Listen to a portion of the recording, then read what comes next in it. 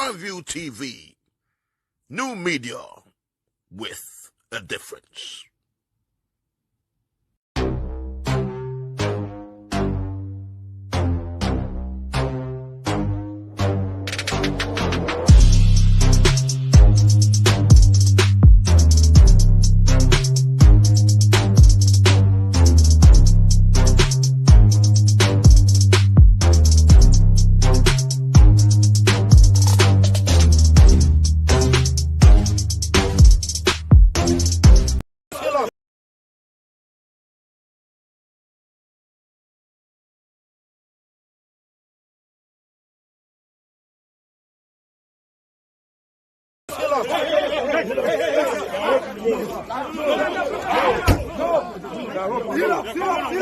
Bring it up, bring it up.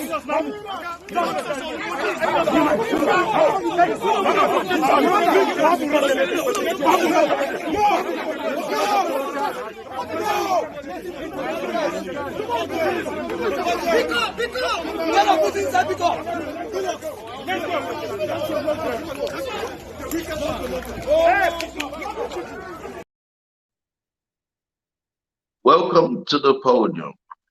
It's your host, Spencer Anienwelu, and once again, back with you on the Podium. It's a weekly program that we have on Prime View Television, which is a station based in the United Kingdom, and it's online, bringing you various programs. We have the Podium, we have the Golden Pot of Hope, we have Straight Talk, and we have the Kiddies program, which we call Prime View Kids. It's been a while, because I've been in Nigeria for a while. I've been trying to navigate this terrain and see how things go. And I know a lot of my followers have been asking for my programs. Unfortunately, I also lost my mother in last year, September. We came for the burial in December. So now I'm back with you guys, and I promise to be bringing you some of the political programs which I've been going, engaging programs and heated programs.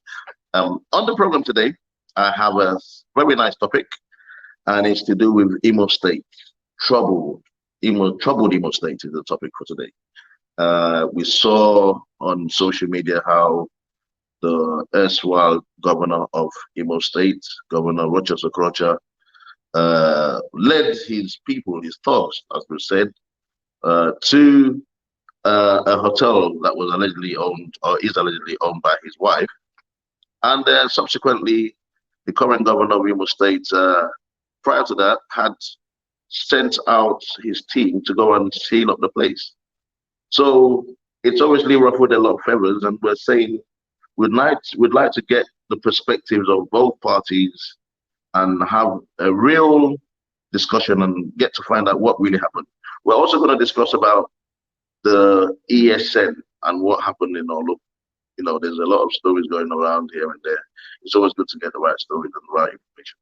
So on the program today, I have the SSA on Public Enlightenment to Governor Hope Uzodimma, and his name is Honorable Stanford Nwokedi. Honorable Stanford, I know you can hear me. I think you might need to unmute your microphone.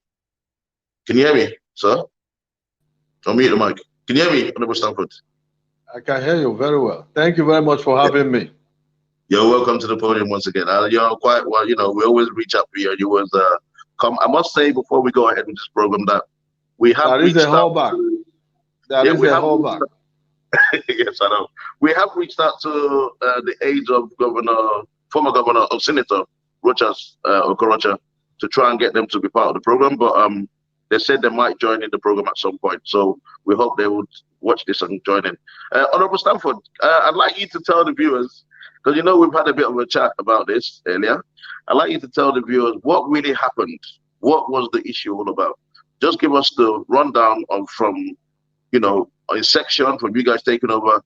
How come people are saying that on Senator Rochas Okorocha, it seems that he's been attacked, he's been hounded down, or he's been, witch hunted? Can you tell us what's happening in Imo State, please?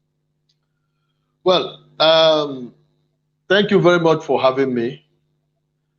Unfortunately, these days, people try to change the narrative of a very simple story. And it's very, very unfortunate. we are in politics and people politicize everything. So I'm going to just briefly give you what the information, what happened truly in Imo State. Okay. You all are aware that my government, headed by distinguished Senator Hope Uzodimma, the executive governor, came on board on the 15th day of January 2020. And prior to his coming on board, there was a PDP governor in the name of His Excellency Emeka Ihedioha, who was ousted by the Supreme Court because of obvious electoral malpractices. You know, and coming on board between that January and May 29, 2019, and from that May 29th to January 15th, government was was on. So it happened that in the course of this period, the Ihedioha-led government instituted a judicial panel of inquiry. And they instituted this panel of inquiry headed by a judge to investigate very numerous allegations of illegal acquisition of land, outright conversion of public assets, landed property, and even disowning original people that own these lands and then giving it out to other people. So this was a very clear situation. And that panel of inquiry sat or kept sitting until we came on board. So when we came on board, the governor, in his right thinking, because of continuum that should be of the course of governance, allowed the panel, just like he allowed the contractors who were already on ground to continue with their work. So coming to see this panel, disbanding it will mean that because of political convenience or whatever, but being a transparent government, we decided to allow this panel to continue sitting. They sat, and in the course of their sitting, followed due process, invited the ex-while governor, Senator Okorocha, to their sitting. And of course, the public, who brought in numerous petitions and memoranda. These things were judiciously looked into. Now, the ex-while governor, the sitting senator now, Owele Rochas Okorocha, did not, see any reason why he should oblige the panel his presence. He refused to come. Of course, because of the facts. The facts speak for themselves there. Because if you are a governor and you disown the state of their assets, records are there to prove it. If you collect my land and give it to another person, I should be holding my document. So the facts will speak. So it happened that when this panel, with the enormous evidence against this governor, this ex-governor, now did their report. They wrote their report and they handed the report to the government in place. The executive council of this government sat over the report, deliberated on it, and passed it it became a white paper. Okay. Becoming a white paper, it became gazetted. Honorable Stanford, I need to interject here quickly. On what grounds? I know you're saying it was gazetted and all that. What were the grounds within which they were found? It was found maybe they had the right to, they gave the right to seize the property. On what grounds did they find it necessary to do so? Having, gone through due process of even inviting the accused, and also having collected documentary evidences, because we are not talking about 1, 2. This was a man who celebrated 1,000 allocations only to him. Most of these allocations were government properties. Most of these were individual citizens' own, and he converted it all to themselves. And these people brought evidence enough to convince the judicial panel of inquiry that actually they were shortchanged. So a report came from them, and this report was handled by the Executive Council of the state, and it became a white paper that became available to the public. Having become a white paper and having been gazetted, it is the executive right of the government to execute. And the findings are contained in the white paper. So when people talk about legality, I don't know what they want to see. This was a judicial panel of inquiry that was set up by another governor. Of course, the governor does not represent government, but there was a transition over which these things happened.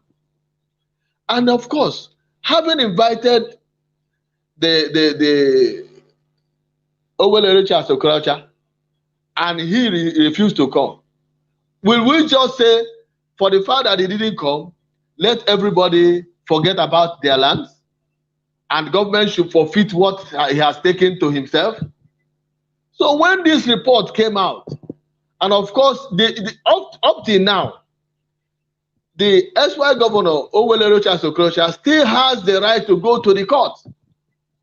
Go to court and say if he feels he has been shortchanged, he should be able to provide the title to these lands. And of course, the court is there as part of the same government to address this issue. But this man, knowing truly well that he was invited and he refused to come because, of course, he is guilty, decided to take the law into his hands. How to go with talks to unveil a formally sealed property. I think we don't need to discuss this. It gets so offensive to hear that a serving senator is as lawless as this, behaving like a hooligan.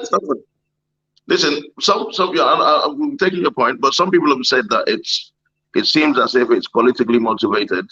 That the essay on special duties who turned up on the day came along with thugs instead of coming with police. So how can you defend? Oh no, let me correct that impression. There is no political witch hunting whatsoever. As we speak right now, Owele Richards Okorocha is a member of APC. We can't be fighting political wars within the same family. There is no witch hunting. He holds an office in the Senate, far away Abuja. The government here has their own jurisdiction. Of course, the governor and himself are of the same party. So there is no witch hunting whatsoever. And when you try to change the narrative, it becomes so annoying, because we all know that even if it were to be another person or any other member of his government, because there are a lot of things that are contained in that white paper, we are just beginning. By the time the whole recovery takes place, we will now count and see how many lands have been recovered from Owelero Okorocha. How many has been recovered from Mr. A, Mr. B, Mr. C, and Mr. Q? We have not reached anywhere. And because of the fact that this man feels he is above the law, because he feels he is now a senator, he even thinks he's still the governor. He can come here, look at the government in the face, even the other day telling his followers that he is richer than the state government. You become sober to think that this is the nature of a senator for Olu zone. Incidentally, my own zone. I'm ashamed.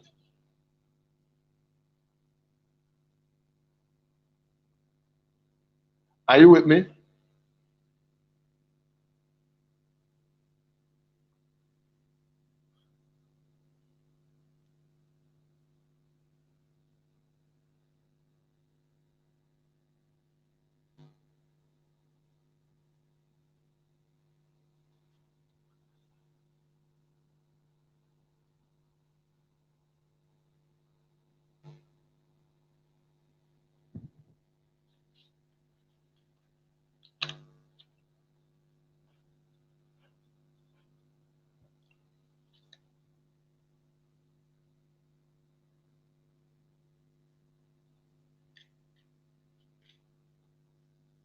What has happened?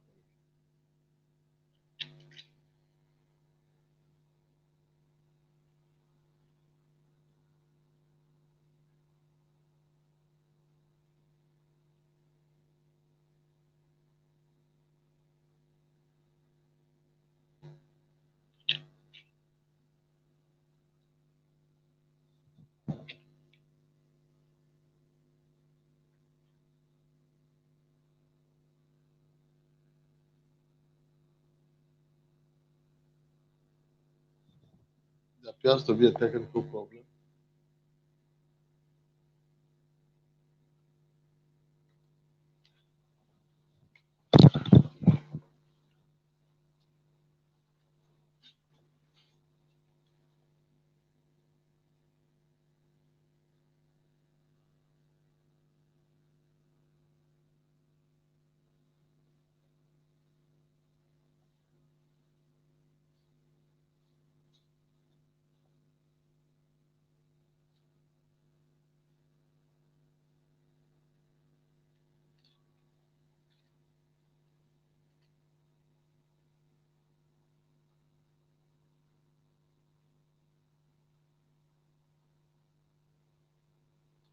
There seems to be a technical problem, please. We have to wait until they resolve the issues.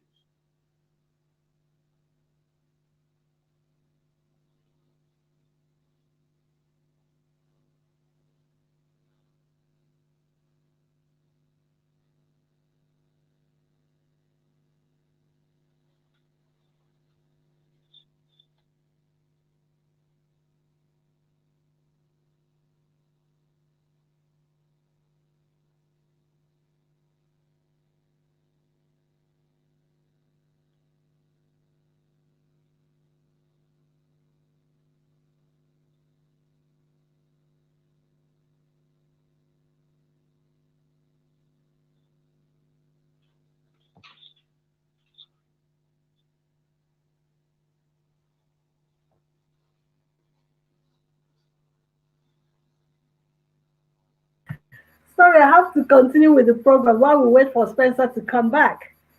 Okay. Yeah. So let me because I was actually sorry. I'm not completely with my makeup on and all that. But what proof was shown to support the seizure of that Royal Palm Resort? Can you tell us what proof you have to show? Of course, I did tell you here that after the report came, it was deliberated upon by the Executive Council, and of course turned to white paper and got gazetted. A gazetted document is in public domain, and of course it was nationally televised. the issue, the point, the sealing was carried out by the Commissioner for Lands and Urban Planning. It was highly, circulated, that even he himself heard about the sealing of that place, and then took up, his gauntlet to come and fight the constituted authorities in Imo State government. Okay, let me first of all introduce myself. I jumped the hurdles before asking you that question. Well, my name is Lady Marlene. I'm actually a should I say co-presenter, but I'm not presenting today, but I'm just behind the scene coordinating and producing the program. But since we've lost Spencer, we're trying to get him to get back. But before then, pardon me to jump in the podium, because it's not my show, it's Spencer's show. But everyone watching, please continue watching, because we can't just let Honorable stand there and not say anything. So I have to jump in without makeup and without anything to get the show going. Honorable, can you tell us a little bit about what's happening in Olo, please? It's one of those things we are talking about. When people, for reasons of political interest, go to the extent to, incite problem. It might be an intelligence issue, but we are aware that actually Nnamdi Kanu, a man who I cannot describe as the symbol of Igbo struggle, I can call him an impostor, coming to the extent of placing a security network on the state without the consent of the authorities. So they said that because of insecurity in the region, which are all worse, he decided to bring the ESN and never negotiated with the government in place, just decided to impose the ESN on the state. And of course, if you are the governor of this state and somebody in faraway London or hiding somewhere in Japan, nobody even knows where he operates from, stays at his convenience and comes to impose militant group on your state.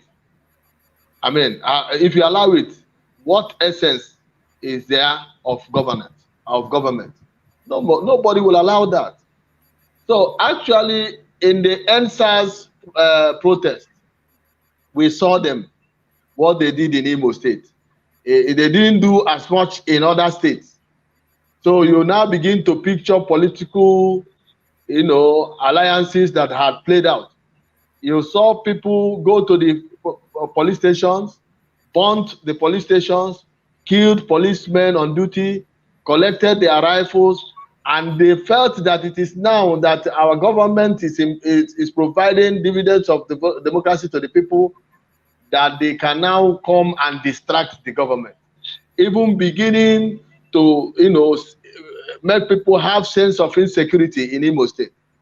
Of course, our governor said no. Of course, by the time they started killing people, even making some military men who were supervising their own projects, they are down there at Tunkwere. Some of them were shot and killed. A policeman that was escorting another government official was killed. And of course, you don't expect the government of Imo State to sit by and watch people lose their life, people lose their property. The essence of governance, the essence of government is to provide security for life and for property of the citizens. So when they scaled up the mayhem, and it was like the local arrangement was being overwhelmed. Of course, as the chief security officer of the state, he had all the right to invite, help from elsewhere. That is from the federal government. just to maintain the peace, and of course, get those who are perpetrating this mayhem, get them to books. That is Okay. what actually happened. Okay, That's all. Honorable, before I leave, I beg your leave because Spencer is behind the studio. But before I bring him up, let me just read one or two comments here. Chukwebuka Obinna Onyeje said, I heard that Uchewosu is heading to court to determine who is the party's flag bearer. What do you have to say about that?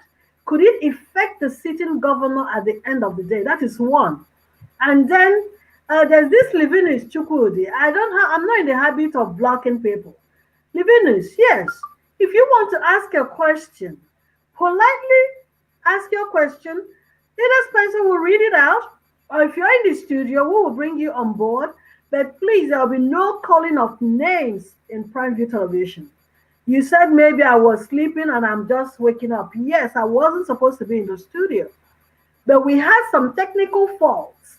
And being Prime View Television, not letting the show end, I came up regardless the way I was to support Spencer. And I must say kudos to myself.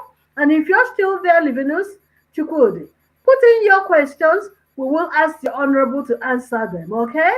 Thank you very much. And Honorables, thank you for actually answering my questions. Meanwhile, I will leave the studio and put Spencer back, okay? My pleasure. Thank you for standing in. Oh, thank you, Marlene, Lady Marlene Oyacha, for stepping in. I've been having a terrible time with the internet connection there. Honorable Stanford, you know, being in Nigeria, we're not used to all this, but I'm trying to get used to it. You guys are used to the power cottage and internet being unstable. Well, we're going to have to deal with it. So thank you, Lady Marlene, for stepping in. But Honorable Stanford, I didn't quite hear some of the questions he asked you, but I think you probably done justice to this issue of the tussle between Governor Hope Uzodimma and Senator Rochas, right? There is no tussle. Listen, I want to come in here. But I wanted us to Please, move on to the there other is a question. point I want to correct. Okay, go on. The point I want to correct here is that nothing is personal between distinguished Senator Hope Uzodimma, the executive governor of Imo State, and of course, the serving senator for Oluzon, Owele Rochas Okorocha. And I think the governor yesterday made it clear that there is a world of difference between the governor, who is a single person, and of course, the government made up of the judiciary, the legislature, and of course, the executive. The executive, the governor, is just but one person. You have commissioners. Of course, you cannot just say that the government policies and programs can now be taken to mean a personalized issue of distinguished Senator Hope Uzodimma against the person of the senator. Of course, this panel that sat comprised of Imolites. You know, this is a democracy, government of the people, by the people, and for the people. It is not the government of Hope Uzodimma, by Hope Uzodimma, and for Hope Uzodimma. So we must be able to distinguish between the person of the governor and the institution of government. That's true. Please, what has transpired is pure issue of government against the culprits of, crude acquisition of public property and assets, and of course, wrongful use of his authority while he was in office. And it came about as a result of petitions. And of course, the government in place as at the time set up this judicial panel of inquiry in line with the judicial panel of inquiry law of Imo State. Of course, that panel was headed by a judge. How can you, a man that did not appoint the panel, a government that did not appoint the panel, have input in the membership of the panel, how can you say that the government that inherited it now is using the tool by another person to witch hunt another person. It's not. It doesn't flow. So Oh, please let us understand yeah. the difference between the governor and the government. And government. Yes, that's a good point there. But I wanted us to move on to the next topic, which I brought up, which is to do with what transpired in Olo. We know we have the issue of ESN, Eastern Security Network. It's an appendage of IPOB. I know most people in the southeast somehow have a bit of a take on it. Some say it's good for the southeast in terms of security. Others feel it might not be so good, being that it's not illegally backed. It's not a body that's backed by legalities. Yeah. So I'd like you to explain to us what's really happening. Was it true that we now have militia in Igbo land? Is it true that they actually shot down the Nigerian helicopter? That's the accusation. That they actually holding sway, and there's terror in Igbo land. But I must say, I'm in Igbo land. I haven't seen anyone with one of them anyway. But tell us what's really going on in Olo, please. Well, as we speak, IPOB is a proscribed organization. I can only talk about a legal entity. But as it were, we saw Nnamdi Kanu. I don't know how to describe him. He's a young man who thought that by his exposure, he can impose himself on Igbo land, becoming a symbol, a very wrong symbol for the Igbo nation. Whenever I want to talk about him, I seem to have venom, but I'm controlling my emotion. For a man who is somewhere as a refugee to set up a security network in Imo State with a government in place, amen, yes. Amen, it's unheard of. So he actually used the arms they recovered when they bought the police stations to now unleash mayhem on Olu. And of course, the government resisted it. The government has the constitutional powers to provide security for life and for property. It can never be allowed by you, Spencer. If you were to be the governor of a state and you see you wake up one morning to see a certain boy bringing security and of course telling you that you are incompetent, it's never done. If there is any insecurity scare, just like it was applicable in the Southwest, it was discussed by the governors. It was discussed by the governments of those states. And of course, they put their heads together and provided security. Now, let me tell you the truth.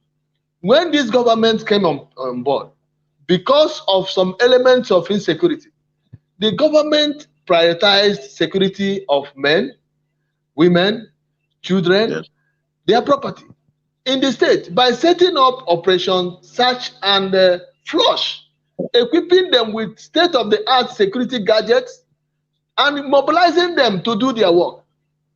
How can you allow Nnamdi Kanu, who couldn't even use his Afara home base to test run his ESN, deciding to now come to Imo State to come and cause problem, maybe being sponsored by one person or the other? We are going to get to that. But we cannot, as a government, allow such an impostor to come to this state and have his footstool here. That was why he was summarily. Understandable. I need to ask you a question. Don't you think that something necessitated for the ESN to be even thought of, let alone created? The herdsmen issue of herdsmen running through the bushes and people's farms, destroying crops and leaving women, and there's allegations of rape and all of that. Don't you think that to some extent there is need for real security in the Southeast?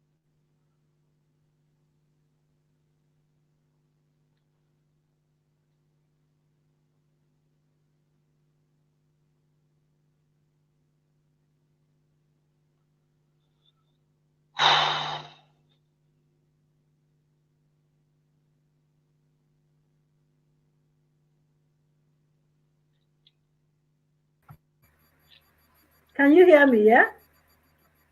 Loud and clear. Okay, Spencer is frozen wherever he is. I don't know why he's having so much problems. Okay, I think he's back on now. Hopefully, I'll bring him on board. I don't know. I'll remove Eze. Eze is frozen wherever he is. Let me bring Spencer back on board. Please, everybody, bear with us because what I'm doing here is I'm behind the scene trying to coordinate the program. So please, if you see me here and there, just pardon me, okay? Spencer, are you back properly? Hello, Spencer, are you back? Okay, he's still frozen somehow. I don't know what's happening. Yeah, okay. So can everyone hear me now?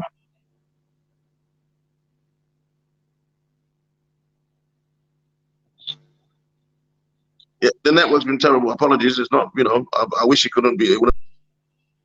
Very clear. Stanford, can you hear me?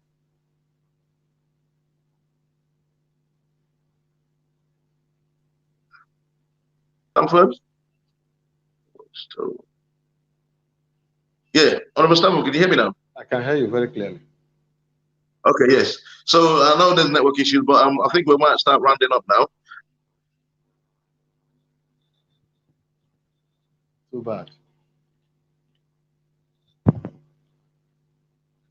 Lady Marlin, the savior. You know what? Like Spencer is trying to say, he might want to start rounding up. He's back again. Yes. Quickly, what I was going to say is, yeah, we'll start rounding up now. Please tell us what's been going on with the administration, what Governor Hope has been able to achieve so far, because people are saying that maybe this is the only achievement he's made, not taking retrieving land from people to keep it for himself. So what has he achieved, really? What project has he started? Senator Rogers was accusing him of not doing any project. He's never started anything from scratch. Please let us run through with us what he's done so far. Thank you. Let me start by thanking you for this question. Our government does not blow, pipes to say we've done this, we've done this, we've done that. But the facts in Imo State speak for themselves. I think the other day I cited you in Owerri. You can say for yourself that the Imo State you met that day I saw you can never be compared with the Imo State you used to visit in terms of the entire 3R. We have reconstruction, rehabilitation, and recovery. Those are our three mantras. We have reconstructed massively. Imo State is a huge construction site as we speak. Monumental infrastructure provision, name them. You could imagine Olu to Owerri being handled by a first-class German construction giant in the name of Kramborg Construction Company. As we speak, they are speeding on that work, providing solid infrastructure, solid road infrastructure. I'm not talking about China roads.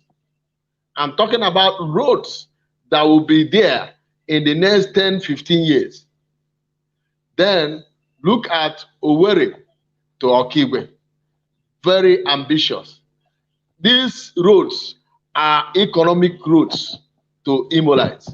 Of course, you don't need to count the benefit of safety, public safety, that will be coming into Imo State as these roads are being constructed. Of course, a lot of other routes in Imo State, starting from Owerri zone, I can name them. Oparanozie Road, done, dusted. You talk about Douglas Road, a wonderful piece of construction has been done there with street lights. It's no longer the hideout for criminals. You talk about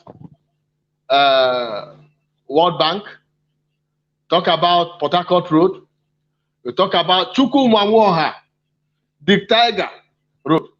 You talk about the very ambitious underground tunnel that this government, that it can only take a government of this political will to undertake such a project. Massive underground, they call it balloon technology drainage, that will solve the problem of flood in Imo State. As we speak, that project is in advanced stage. You talk about Olu Zone, the teaching hospital road has been delivered in a record time. You talk about Okigwe, St. Mary's to Express Road has been done. And as I speak to you now, a lot of other construction works are going on in the localities because we have, set in motion, rural road revolution in Imo State.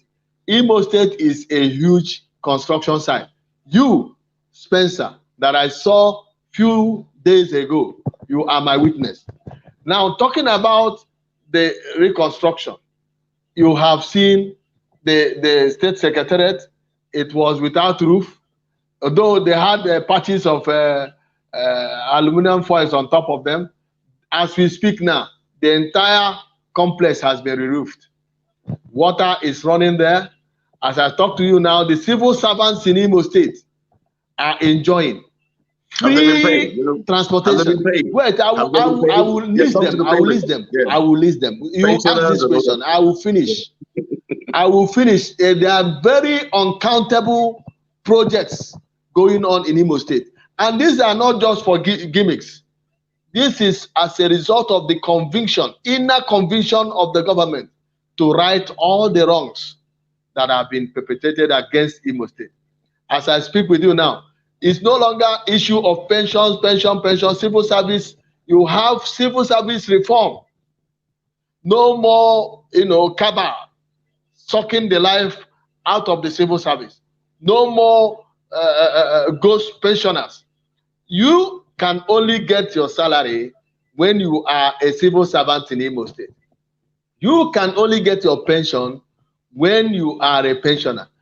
As I speak with you, people got 10 months at a stretch, paid. And anyone who has problem with the payment of his salary has been afforded ample opportunity to remedy them. Those who don't have their salaries now could be as a result of their own personal negligence, but the funds for payment of salary remains sacrosanct. Nobody touches it. Nobody touches it. So this government is a responsible government. On issue of recovery, let me tell you, that is going to be the sweetest part of the whole drama. As I speak with you, monumental discoveries have been made of people trying to personalize public assets, converting them to their own. And of course, a responsible government will not allow that. You take your land from A and you give it to B. B's land, you hand it to C, just to your cronies and to your family members. Such cannot be the case in this 3R government, because ours is transparency extraordinary. We are not witch hunting anybody. I am sorry. If the ex-governor is crying now, it is too early, because every line in that white paper must be implemented. And that is because there has to be a time when the right things must be done. The time in Imo State is now. Under the government of distinguished Senator Hope Uzodinma, Imo State will be reconstructed, Imo State will be rehabilitated, Imo State will be recovered. I assure you that. Honorable Stanford, Nwokedi, I'd like to say thank you very much for coming to the program. We're going to have to run it off now. We've had some issues with the network, and I said, I'm being in Nigeria. Normally I don't have these kind of challenges, but this time, but just thank you very much for coming to the program. I hope next time when I come to Ore, I'm coming over to Ore soon, and I'm hoping to meet with on the commissioner who locked up he came on the program last time, commissioner who locked up the Royal Palm hotels. Yeah, his name's no. The commissioner never locked up. The government, in execution of the content of the gazetted report, yes. the government sealed off legally. Yes, that ill-gotten, very wrongly taken, property. You cannot build. You cannot build on the green veg. I know if I leave you can talk all day, you can carry on, but we need to run off now. Thank you, my pleasure to have you too. So thank you very much. And thanks for coming on, program. We hope to see you soon. Thank you. Very much. Yes. We've been speaking to the SSA, to Governor Hope Uzodimma, on public enlightenment, and he's been able to tell us a bit about what's happening in Imo State recently. Please keep following us on primary television. Follow the Podium. Follow Straight Talk. We have a wonderful program coming on Saturday with Lady Marlene. Lady Marlene, if you're there, you can come on and explain who's coming on the program. If you're behind the scenes, if you can, please do. If you can't, we're going to have the program with the man who sang a hit song called "I Like to Move It, Move It." So I think that's the name. Lady Marlene, can you explain to us the guest we have on Saturday? He's the mad stuntman. Sorry, everyone. That's right, yeah. Where I'm looking right now, I'm in the comfort of my home. We like you look good as usual. Yeah, you look good as usual. Well, you are seeing me this way. This is not me, but then. Yes, on Saturday, I have the mad stuntman. I like the movie, the Madagascar theme song. I have a Ghanaian Ghanaian female artist, Shega, and I have another Ghanaian UK artist, award-winning artist, Raskin Bobo One. So Saturday is packed. Straight Talk. So see you then. Saturday, 6 p.m. UK time, 7 p.m. Nigeria time. I have to remove myself again. Thank you for stepping in for me. Thank you for stepping in for me today. The network was terrible, but you stepped in and kept it going, and it was really, really good. Thank you. You're welcome. That's why we're partners, aren't we? Yes. So go ahead, sir. Go ahead. Yes. So thank you very much. And I'd like to say, on that note, please keep watching primary television. Follow us on Facebook, YouTube, Instagram, all the social media handles. I'll be coming to you every Thursdays between the 6 p.m. UK time, 7 p.m. Nigerian time, with another political program. We're going to have so many political bigwigs. I'm going to be following the Anambra State elections. I've been made contact. We have so much interviews lined up. So keep watching primary television. And until next time, I say bye-bye. Prime View TV. New media with a difference.